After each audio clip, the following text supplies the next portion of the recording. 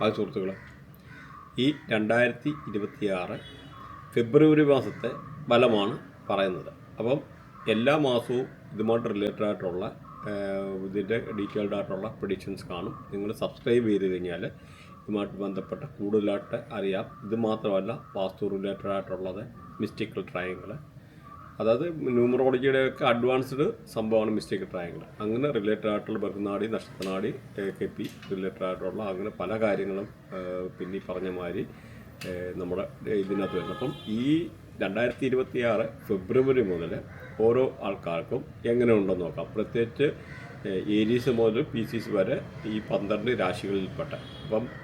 അപ്പോൾ അതിൻ്റെ ഈ പ്രഡിക്ഷൻ ഒരു വ്യത്യാസം എന്ന് പറഞ്ഞാൽ, ഈ ഒരു പ്രഡിക്ഷൻ്റെ വ്യത്യാസം എന്ന് പറഞ്ഞാൽ ഓരോ രാശിക്കാരുടെയും ഹെൽത്ത്, അതുപോലെ wealth, love affairs, what ever ആ റിലേറ്റഡ് ആയിട്ടുള്ള ഫൈനാൻസ്, കരിയർ റിലേറ്റഡ് ആയിട്ടുള്ള എല്ലാം എത്ര % നിൽക്കുന്നു എന്നുള്ളത് അതിനകത്തൊരു ചാർട്ട് കൊടുക്കുന്നുണ്ട്. അപ്പോൾ ഈ ഒരു ചാർട്ടിൽ നിന്ന് നിങ്ങൾക്ക് തന്നെ നിങ്ങളായിട്ടുള്ള ആവറേജ് കാര്യങ്ങളിലൂടെ മനസ്സിലാക്കാമെന്നുള്ളൊരു കാര്യം കൂടെ ഇതിൽ നിന്ന് മനസ്സിലാക്കാം. അപ്പം ഈ ഒരു ചാർട്ടിലൂടെ നിങ്ങൾ ഡൗട്ടുള്ളത് നോക്കുക.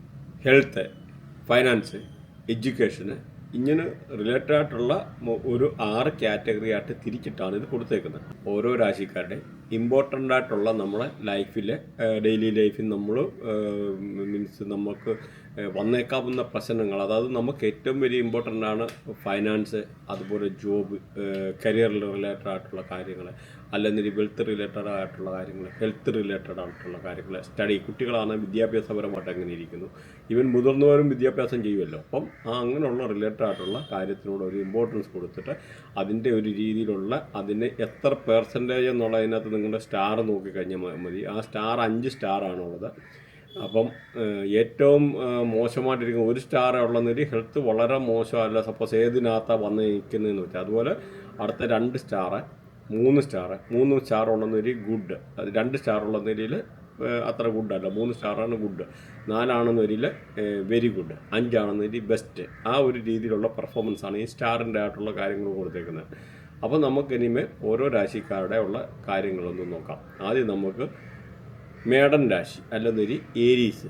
അപ്പോൾ ഏരീസിനെ പറ്റി നോക്കിയിട്ട്, മേടൻ രാശി ഏരീസ്, അപ്പം ഇവരുടെ ഏറ്റവും നല്ല കളറെന്ന് പറഞ്ഞാൽ റെഡാണ്. മേടൻ രാശിയുടെ നക്ഷത്രാധിപൻ എന്ന് പറഞ്ഞാൽ ചൊവ്വയാണ്. അപ്പം ഈ ചൊവ്വയുടെ ആയിട്ടുള്ള ഒരു പിടിവാശി, അല്ലെന്നൊരു ദേഷ്യം, അല്ലെന്നൊരു അങ്ങനെയൊക്കെ ഉള്ളതും അതുമായിട്ട് റിലേറ്റഡ് ആയിട്ടുള്ള പ്രശ്നങ്ങളൊക്കെ ഈ രാശിക്കാരെ പൊതുവെ അലട്ടാറുണ്ട്. പ്രത്യേകിച്ച് എന്നാൽ ബ്ലഡ് പ്രഷർ റിലേറ്റഡ് ആയിട്ടുള്ളതോ, തലയുമായിട്ട് സംബന്ധമായിട്ടുള്ളതോ എന്ത് അസുഖങ്ങൾ, അതിൻ്റെ തലവേദന, അങ്ങനെയൊക്കെ ഉള്ളവർ വരാറുണ്ട്. അപ്പോൾ അതുകൊണ്ട് പ്രത്യേകിച്ച് ഈ ഒരു രാശിക്കാരെപ്പോഴും ചെയ്യേണ്ടത് നമ്മുടെ ആ ഒരു അല്ലെന്നൊരു കണ്ണാടി വെക്കാനുള്ള ഒരു പ്രശ്നങ്ങൾ. അപ്പോൾ ഇവർ ചെയ്യേണ്ട മെയിനായിട്ട് നമുക്ക് ഈ ഒരു നമ്മുടെ ദേഷ്യത്തെയൊക്കെ കൺട്രോൾ ചെയ്യാനും എടുക്കാനും ഒക്കെ ഉള്ളൊരു കാര്യങ്ങളാണ് ആദ്യം ചെയ്യേണ്ടത്. അപ്പം ഈ നോക്കിക്കഴിഞ്ഞാൽ ഈ ഒരു ഇതിനകത്ത് ഇവർക്ക് പൊതുവേ എന്ന് പറഞ്ഞാൽ നല്ലതായിട്ടുള്ള ഒരു ഇതാണ്, അൺനെസറി സ്ട്രെസ്സ് മെയിനായിട്ട് ചെയ്യേണ്ടതെന്ന് ഒഴിവാക്കുക.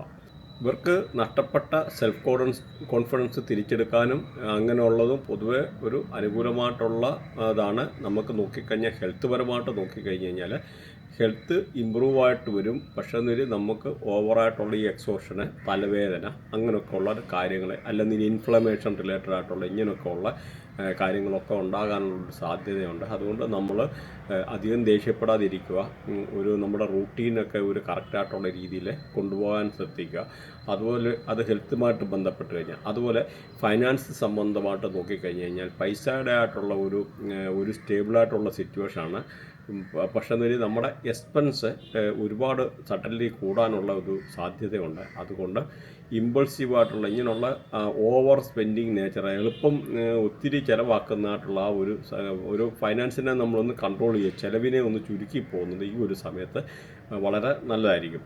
അതുപോലെ വർക്ക് ആൻഡ് കരിയർ റിലേറ്റഡ് ആയിട്ട് പറഞ്ഞു കഴിഞ്ഞാൽ നമുക്ക് വർക്കിൻ്റെ റെസ്പോൺസിബിലിറ്റി കൂടും, നമുക്ക് ഉത്തരവാദിത്തങ്ങൾ കൂടും.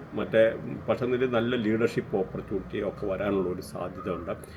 അതുപോലെ ഒരു നല്ലൊരു ഡിസിപ്ലിൻ, നല്ല ഒരു അച്ചടക്കത്തോടെ ഉള്ളൊരു ജീവിതം, അല്ലെങ്കിൽ അങ്ങനെയുള്ള ഒരു ടീം വർക്കിന് ഈ ഒരു ജോലി സംബന്ധമായിട്ടുള്ള ആവശ്യമാണ്. അതുകൊണ്ട് ഈ ഒരു വർക്ക് പ്ലേസിൽ എന്തെങ്കിലും കോൺഫ്ലിക്റ്റ് ഉണ്ടാകാനുള്ള സാധ്യത, അതായത് എന്തെങ്കിലും ഒരു വാക്കുതർക്കങ്ങളോ അപ്പോൾ ജോലിസ്ഥലത്തെ എന്തെങ്കിലും ഒരു വാക്ക് തർക്കമോ ഇടയ്ക്ക് അങ്ങനെ എന്തെങ്കിലും ഉണ്ടാകാനുള്ളൊരു സാധ്യതയുണ്ട്.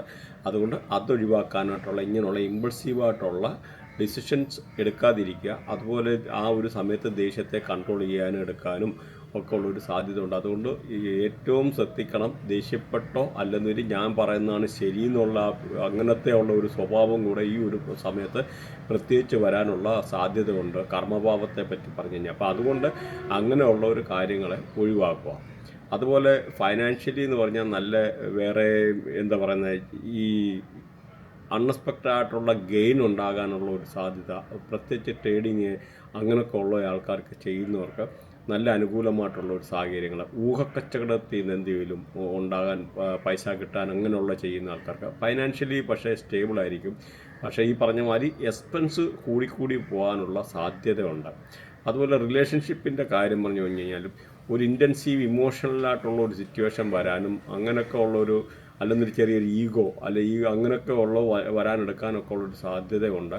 അപ്പോൾ അതൊന്നും ഒഴിവാക്കി കഴിഞ്ഞാൽ ആവറേജ്, കാരണം റിലേഷൻഷിപ്പ് അത്ര നല്ലതല്ല. ഇപ്പോൾ ഇവിടെ നമ്മൾ കൊടുത്തേക്കുന്ന ഇവർക്ക് നമ്പർ 2 2 പോയിൻ്റാണ് ഈ ഒരു മാസത്തെ റിലേഷൻഷിപ്പിൻ്റെ കാര്യത്തിൽ വന്നു കഴിഞ്ഞാൽ നോക്കിയാൽ.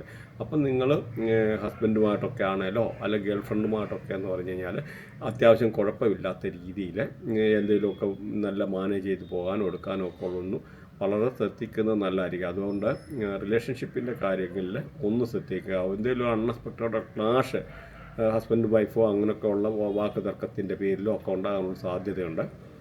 അതുകൊണ്ട് അതൊന്ന് കുറയ്ക്കുക. പ്രത്യേകിച്ച് ജോലി സ്ഥലത്തും ഇങ്ങനെയുള്ളൊരു റിലേറ്റഡ് ആയിട്ടുള്ള ഇഷ്യൂ ഉണ്ടാകാനുള്ള സാധ്യതയുണ്ട്. അതുപോലെ ട്രാവൽ ചെയ്യാണ് ദൂരെ അല്ലെങ്കിൽ എന്തെങ്കിലും ഒരു വിദേശത്തൊക്കെ പോയിട്ട് ജോലിക്കൊക്കെ പോകാൻ ഉദ്ദേശിച്ചിരുന്ന ഈ മാസം ചിലപ്പോൾ അത് നടക്കുകയില്ല, അത് ഡിലേ ആകാനുള്ള ഒരു സാധ്യതകളുണ്ട്. അതുപോലെ ട്രാവലുമായിട്ട് ബന്ധപ്പെട്ട് നമുക്കൊരു അത്ര ഫേവറബിളായിട്ടുള്ള അല്ല ഒരു ഇവരെ പറ്റി, ഒരു രാശിക്കാരെ പറ്റി പറഞ്ഞു കഴിഞ്ഞാൽ.